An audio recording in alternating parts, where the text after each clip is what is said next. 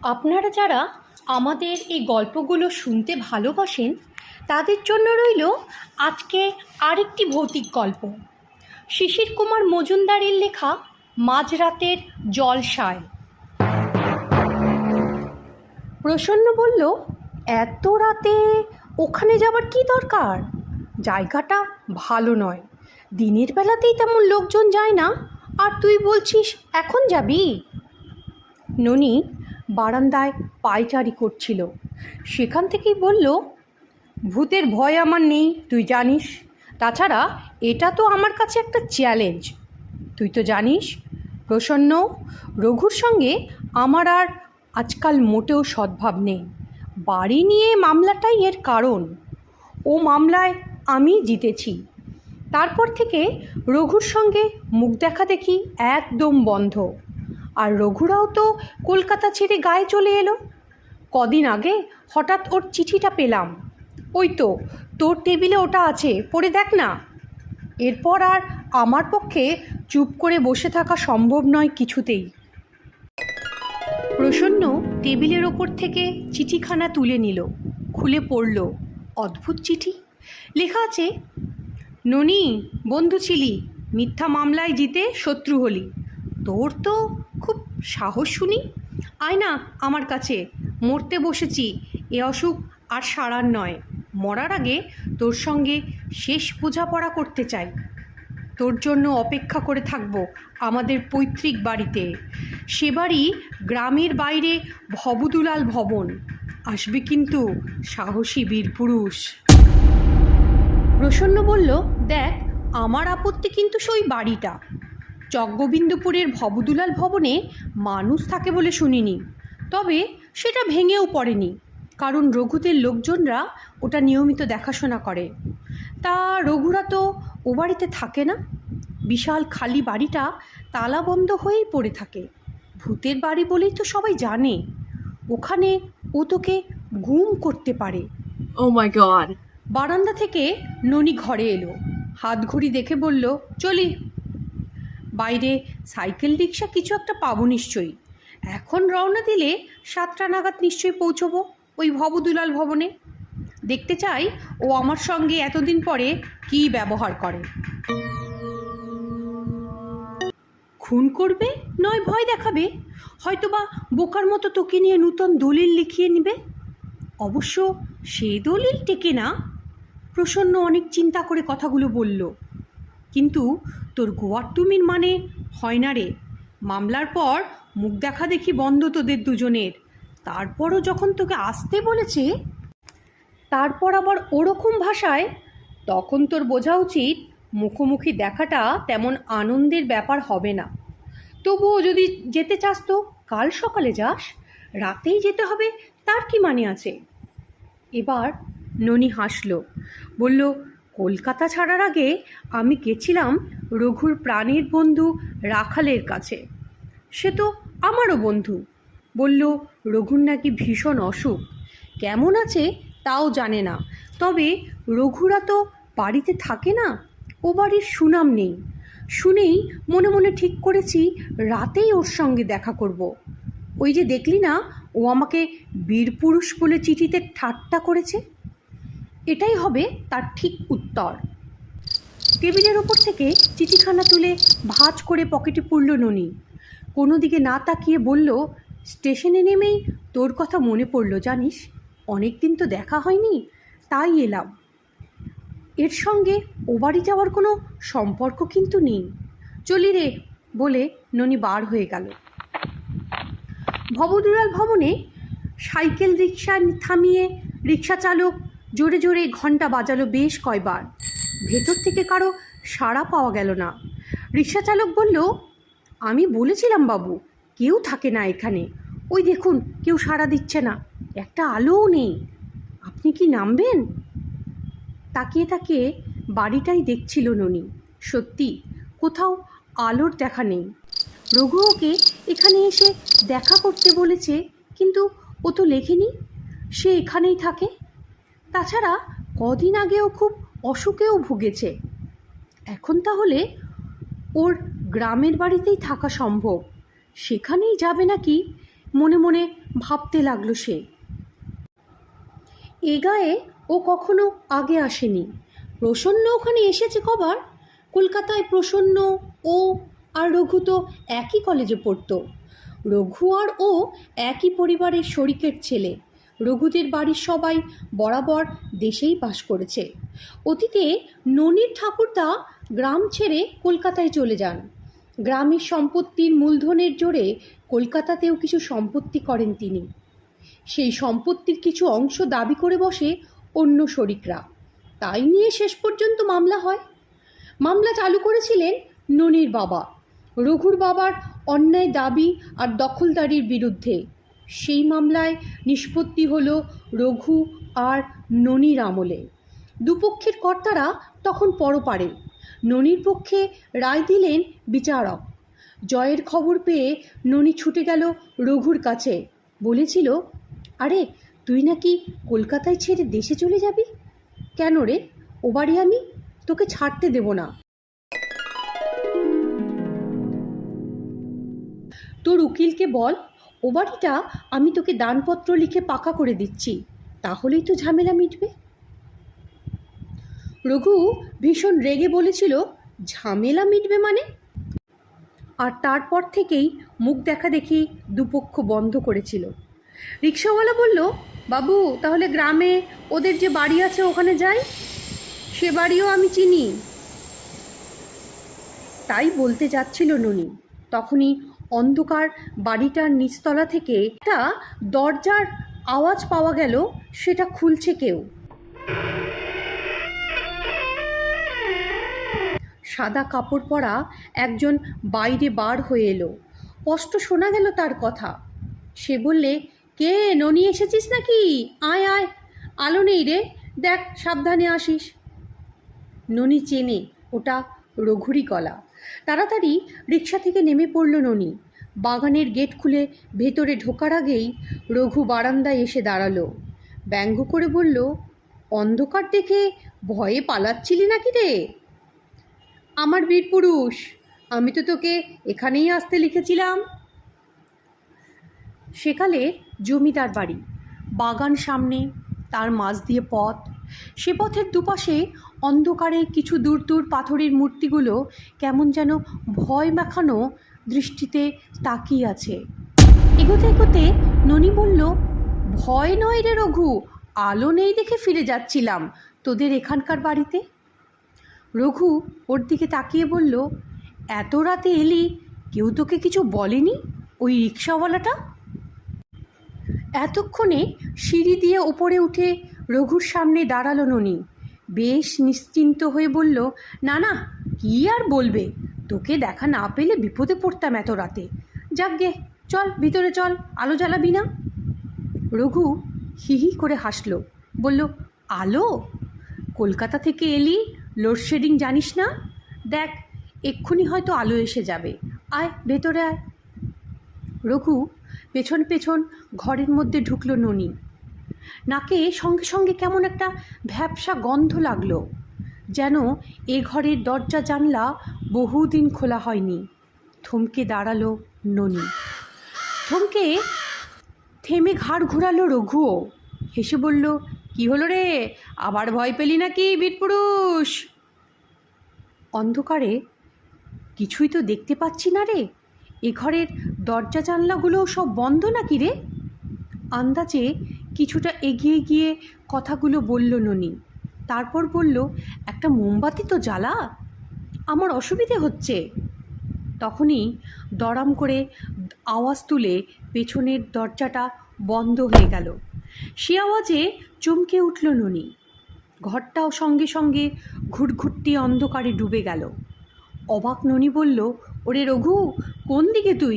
আলো না হলে এগোবো কী করে ভাই? সঙ্গে সঙ্গে রঘু আবার বলে উঠল, আলো তো জ্বলবে না রে বীরপুরুষ, এ বাড়িতে ইলেকট্রিক নেই, নেই কেরোসিন তেল, লণ্ঠন, এমনিই এগিয়ে চল, আমরা সব ওপরে থাকি।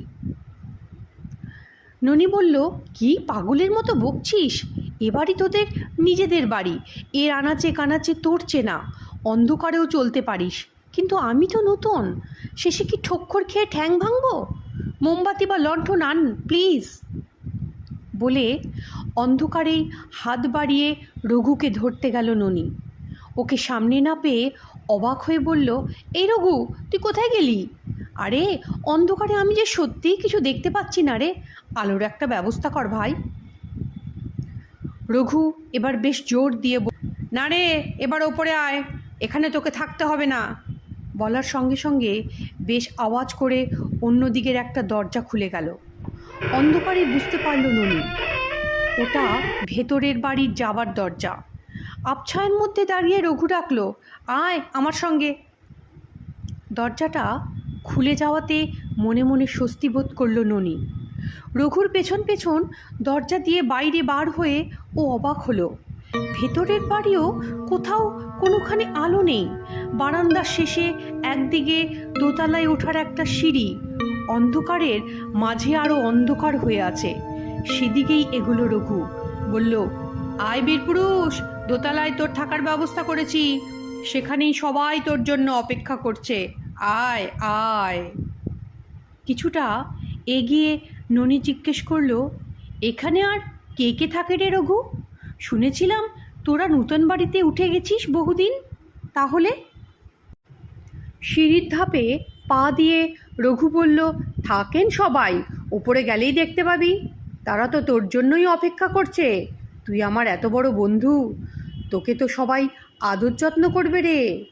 ওর গলায় কেমন যেন একটু ব্যঙ্গের ঝাঁঝ। সিঁড়ির ধাপে পা রেখে ননি বলল, তুই দেখছি মামলার ব্যাপারটা এখনো ভুলিসনি, অথচ ও ব্যাপারে আমার কিন্তু তেমন দোষ ছিল না। এবার রঘু বেশ রেগেই বলল, মিছে কথা বলবি না ননি, ওসব মিছে কথা শুনতে আমার আর ভালো লাগে না।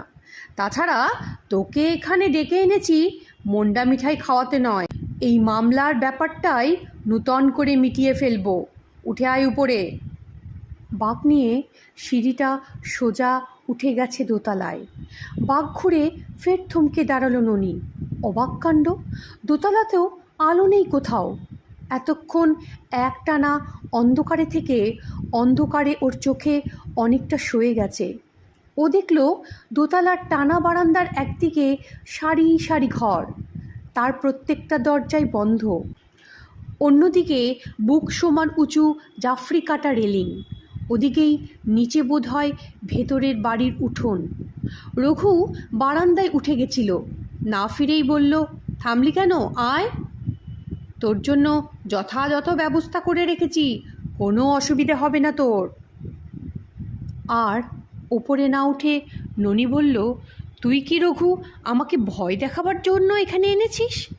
এ বাড়িতে তো দেখছি কেউ থাকে না, সব ঘর বন্ধ। এবার আবার হিহি করে হাসল রঘু। বলল, বাজে কথা, কে বলল সব ঘর বন্ধ? কোন ঘরটাতে তুই থাকবি জানতে চাস? প্রথম ঘরটা নাচ ঘর, ওটা থাক। 2 নম্বরে দাদুর বাবা 100 বছর বেঁচে ছিলেন, তার মধ্যে 90 বছর কাটিয়েছেন ওই ঘরে। পাশেরটা দাদুর ঘর, তিনি তোর দাদুর বন্ধু ছিলেন, তাকেই তো তোর দাদু ভালো মানুষ পেয়ে ঠকিয়েছে। তার টাকায় কেনা কলকাতার বাড়ির দলিল নিজের নামে করেছে, এটা তো জোর চুরি। আমাদের পক্ষে অনেক সাক্ষী ছিল, কিন্তু তোর বাবা টাকা খাইয়ে তাদের মুখ বন্ধ করে দিল। আর তুই জানতিস মামলাটা চালু, অথচ আমাকে সে ব্যাপারে কোনোদিনও একটা কথাও বলিসনি। আপনজনের মতো হেসেছিস, গল্প করেছিস, সিনেমা দেখেছিস, বাড়িতে এসেছিস, খাইয়েছিস। শয়তান কোথাকার, ওসবই ছিল তোর ভরং। তলে তলে মামলায় একতরফা রায় নেবার ফন্দি। আমাদের উকিলটাকে কত টাকা খাইয়েছিলি? কলকাতার অত বড় বাড়িটা স্রেফ ঠকিয়ে দখল নিলি। এসবের আজ ফয়সালা করব বলেই তোকে ডেকে এনেছি রে বীরপুরুষ। এ বাড়িতে কেউ নেই বলছিস কেন?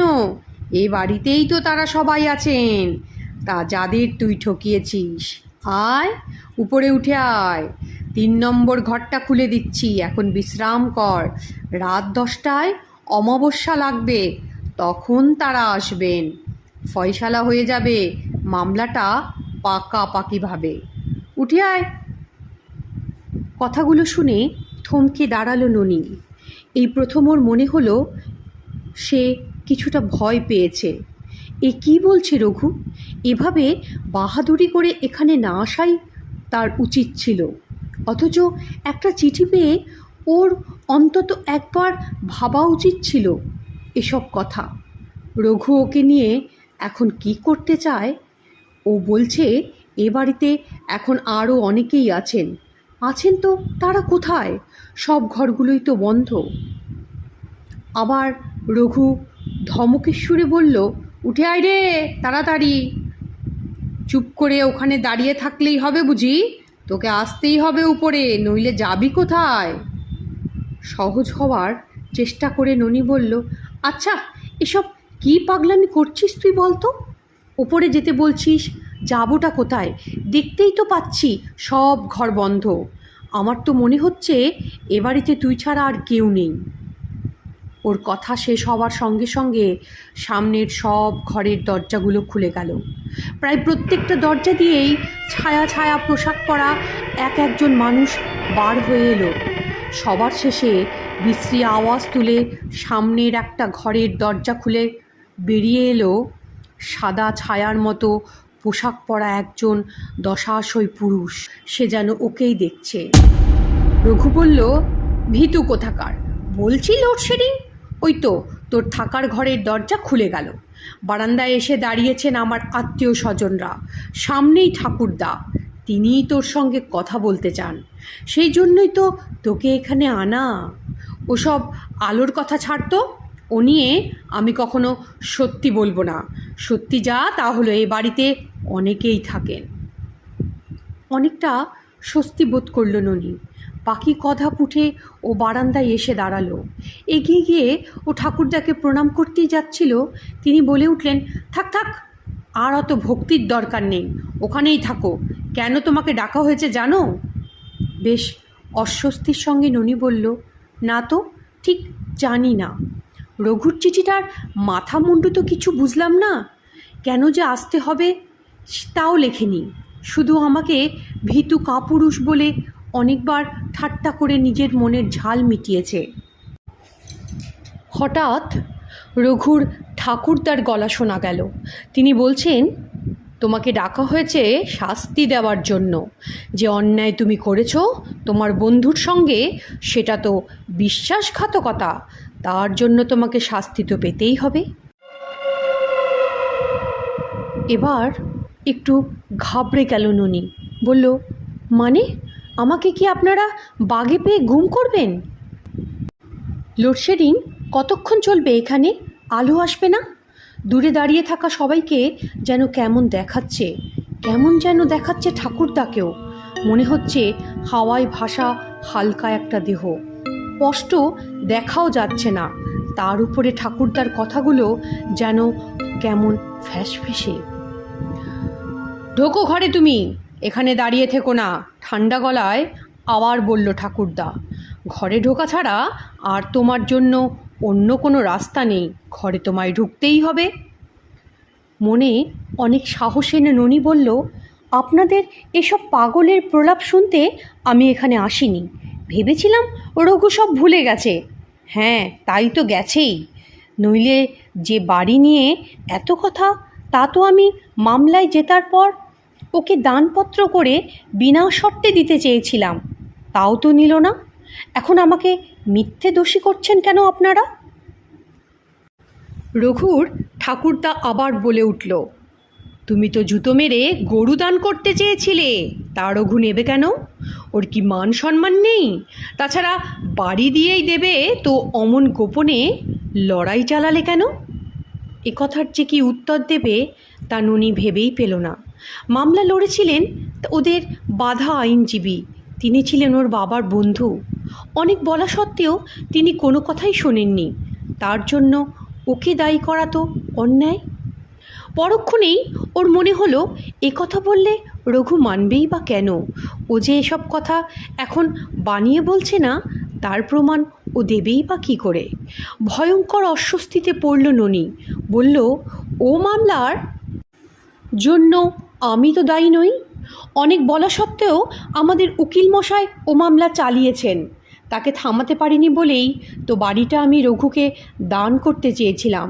তাহলে আমি দোষী কিসের? উপর থেকে একজন বলে উঠল, ওসব তোমার বানানো কথা। আমাদের খপ্পরে পড়ে এখন বলছো। ও কথা আমরা বিশ্বাস করব কেন? এসো ঘরে ঢোকো। ওই ঘরের মধ্যে তোমাকে আর তোমার অপবিত্র আত্মাটাকে বন্দি করে রাখবো। কেউ জানবে না, কেউ শুনতেও পাবে না তোমার আর্তনাদ। ওই ঘরেই চিরকাল বন্দি থাকবে তুমি। এটাই তোমার শাস্তি। রঘুর ঠাকুরদা আবার বলে উঠলেন, এ দুনিয়ায় এখন আর কারো ক্ষমতা নেই তোমাকে রক্ষা করে। মনের সমস্ত ইচ্ছার বিরুদ্ধে খানিকটা এগিয়ে গেল ননি। বলল, এ আপনাদের অন্যায় জুলুম। আমার সম্বন্ধে যা তা ভেবেছেন, এখন আমাকে তেমনি মিছিমিছি বিপদে ফেলতে চান। আমি যদি না ঢুকি ঘরে, তাহলে আপনি কি করতে পারেন? বারান্দার মাঝখানে থেমে বলল ননি, আমার কথা না শুনলে তোমার কপালে দুঃখ আছে। আমি আধার ভৈরবকে জাগাবো। সে তোমার চুলের মুঠি ধরে তোমাকে ঘরের মধ্যে ঠেলে দেবে। যাই করো আর তাই করো, শাস্তি তোমায় নিতেই হবে। ননি বলল, ঠিক আছে, আমি আর ওদিকে এগোবই না, নিচে নেমে যাব। সেখান থেকে হেঁটে স্টেশনে যাব। বলেই তাড়াতাড়ি পিছন ফিরে সিঁড়ি দিয়ে নামতে গেল। সঙ্গে সঙ্গে বাইরে কোথায় যেন বিশ্রীভাবে একটা পেঁচা ডেকে উঠল। সেই ডাক থামার সঙ্গে সঙ্গে বাড়িটার অন্য কোনোখানে একটা বিড়াল কোকিয়ে কেঁদে উঠল, যেন বেড়ালটার বাড়ির কোনো ঘরে আটকা পড়েছে। মনের মধ্যে প্রচণ্ড অস্বস্তি নিয়ে ননি সিঁড়ির বাঁকের মুখে এসে পড়ল। এ বাড়িতে আর এক মুহূর্তও নয়। বাঁক ফিরতেই কি যেন এসে সজোরে ধাক্কা মারল তার মুখে। আতঙ্কে শিউরে উঠল ননি, থমকে দাঁড়ালো সিঁড়ির বাঁকে। ঠিক সেই মুহূর্তেই ওপর থেকে শুনতে পেল রঘুর গলা। বলল, কিরে বীরপুরুষ, পালাচ্ছিস? পালাবি কোথায়? এ বাড়িতে ঢোকা যায়, বার হওয়া যায় না। উঠে আয়, উঠে আয়। এ কথার কোনো জবাব না দিয়ে 3-4টে করে সিঁড়ি লাফিয়ে ননি একতলায় বারান্দায় এসে থামল। ডান দিকের একটা দরজা দিয়ে ও এখানে এসেছিল, সেই দরজাটা দিয়েই বাইরে চলে যাবে। অন্ধকারে ওর চোখে একদম সব সয়ে গেছে। দরজাগুলো ও স্পষ্ট দেখতে পাচ্ছে। প্রথম দরজাটা খুলল না, দ্বিতীয়টাও খুলল না। তাহলে ও কোন দরজা দিয়ে ভিতরে এলো? এসব কথাই তার মাথার মধ্যে ঘুরপাক খেতে লাগলো। কানে এলো ওর পেছনে সিঁড়িতে ভারী পায়ের আওয়াজ। কে যেন পা ঠুকে ঠুকে নামছে সিঁড়ি দিয়ে। সে এগিয়ে আসছে ওরই দিকে। পাগলের মতো তৃতীয় দরজাটাকে প্রাণপণ শক্তিতে ধাক্কা মারল ননি। দড়াম করে দরজাটা খুলে গেল। প্রায় মুখ থুবড়ে পড়তে পড়তে রয়ে গেল ননি। যাক, বাইরে যাবার পথ তাহলে খুঁজে পাওয়া গেল এতক্ষণে। অনেকটা স্বস্তির নিঃশ্বাস ফেলল সে। অন্যদিকের দরজাটার দিকে এগোলো তখন। এগোতে ওকে হলোও না। পিছনের দরজাটা প্রচণ্ড শব্দ করে বন্ধ হয়ে গেল। সমস্ত ঘরটা জুড়ে ঘোর অন্ধকার। কোন দিকে যে কী আছে তা বুঝতে পারা খুব কঠিন।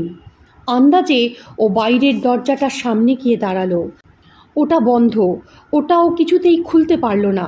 ওই দরজাটা নয়, নিশ্চয়ই অন্য আরেকটা দরজা আছে কোথাও। সেটা দিয়েই ভেতরে এসেছিল রঘু। দেওয়াল ধরে ঘরের একদিক থেকে অন্য দিক হাতড়ে বেড়ালো ননি। আছে আরও 2টো দরজা ঘরে, কিন্তু সে দুটো খোলে এমন শক্তি তার নেই শরীরে। ওকে এ ঘরের মধ্যেই বন্দি করেছে রঘু। কিন্তু কেন? কি করেছে ও? মামলায় জিতে ও তো বাড়িটা দিতেই চেয়েছিল। তাহলে ও কেন এমন করছে ওর সঙ্গে? সত্যি ভীষণ ভয় পেয়ে গেল ননি এবার। যা করছে রঘু তা তো আর সহজভাবে নেওয়া যাবে না। ও তাহলে এখন কি করতে চায় ওকে নিয়ে? প্রাণে মেরে ফেলতে চায়? তা কি সম্ভব? কিন্তু ওর ঠাকুরদা, তিনিও তো এর মধ্যে আছেন, তার মতো একজন বয়স্ক মানুষ। আতঙ্কে শিউরে উঠল ননি। ঠাকুরদা, তিনি তো কবেই কত হয়েছেন, তিনি আসবেন কি করে আবার? ছায়া ছায়া মূর্তিগুলো তাহলে কাদের? রঘু কি ওকে ভয় দেখিয়ে কিছু লিখিয়ে নিতে চায়? বাইরে বার হয়ে আমায় যেতেই হবে। অস্বীকার করবে ওই লেখার কথা। তবে কি করতে চায় রঘু ওকে নিয়ে? মজা করতে চাই আমি তোকে নিয়ে, হঠাৎ কানের কাছে কেউ ফোঁস করে বলল। আতঙ্কে ফিরে দাঁড়ালো ননি। হ্যাঁ, ওর খুব কাছেই দাঁড়িয়ে একজন, যার গলায় শোনা যাচ্ছিল। কিন্তু এই বন্ধ ঘরের মধ্যে সে এলো কি করে? ঘরের কোনো দরজাও তো খোলার শব্দ পায়নি ননি। আমাদের আর কিছু বাধা দিতে পারে না। ওরে বোকা, ওরে গাধা, এখনো বুঝলি না আমরা কে? মামলা করা গোপন রেখে আমার বন্ধু সেজে মনে মনে তুই খুব মজা লুটেছিলি। এখন আমিও তোকে এখানে এনে এই ঘরের মধ্যে বন্ধ করে মজা লুটছি। এ বাড়িতে কেউ আসে না। রাতের অন্ধকারে আমরা ঘুরে বেড়াই আনাচে কানাচে। আমরা যে মুক্তি পাইনি, পাবো কি করে বল? ভালো মানুষ আর ঠাকুরদাকে তোর ঠাকুরদা ঠকিয়েছে। যখন সে কথা ঠাকুরদা বুঝতে পারল, তার যে কি হাহাকার! আর সেই হাহাকারই আজও তাদের এই বাড়ির মধ্যে আটকে রেখেছে। তারপর আমার সঙ্গে তুই বিশ্বাসঘাতকতা করলি। আমি মরার আগে পর্যন্ত সে কথা ভুলতে পারিনি। আমিও মুক্তি পাইনি। আজ তোর সঙ্গে শেষ খেলা খেলে তৃপ্তি পাবো। কি জানি, তখনও হয়তো আমার আর ঠাকুরদার মুক্তি হবে। উফ, কি যন্ত্রণা নিয়েই না আমরা দুজনে এই বাড়িটার চার দেওয়ালের মধ্যে ঘুরছি। আয় না, আয় কাছে আয়, তোকে ভালো করে বুঝিয়ে দিই কি যন্ত্রণা আমাদের। এক ছুটে ননি ওদিকের দরজাটার ওপর আছড়ে পড়ল। সেকালের মজবুত মেহগনি কাঠের দরজা এক টুকরোও নড়ল না। হিহি করে হেসে উঠল রঘু। অন্ধকারের মধ্যে চেঁচিয়ে ডাকলো, ও ঠাকুরদা, ঠাকুরদা, এসো, এসে দেখো কি মজা! খাঁচায় আটকে পড়া ইঁদুরের মতো করছে। এসো না, এসো। আর আপনারাও আসুন সকলে, যে যেখানে আছেন। না, এ ঘরের কোনো দরজা খোলা যাবে না, সবকটাই শক্ত করে বন্ধ করা। সত্যি খাঁচা কলে আটকে পড়া ইঁদুরের মতোই অবস্থা আমার। এখন যদি বুদ্ধি আর জ্ঞান হারাই, তাহলেই সর্বনাশ। যাই ঘটুক না কেন, ওকে সাহস দেখাতেই হবে, তা না হলে ওরা পেয়ে বসবে। রঘু বলল, তোর মনে আছে ননি, সেদিনটা ছিল আমাদের বাড়িতে উৎসব। আমার গান বাজনা ভালো লাগতো। ওস্তাদ বিলিমরিয়া এসেছিলেন সেদিন। গান বেশ জমে উঠেছিল। এমন সময় মাখনবাবু, আমাদের সরকার মশাই, আমাকে আড়ালে ডেকে নিয়ে গিয়ে বলেছিলেন তোর মামলা জেতার কথা। তুই জানতিস, তুই আমাকে কিচ্ছু বলিসনি। আমারই ঘরে বসে মাথা দুলিয়ে গান শুনছিলি। সেদিনের কথা আজও আমি ভুলিনি রে। আজও এখানে গানের জলসা হবে, তুই শুনবি।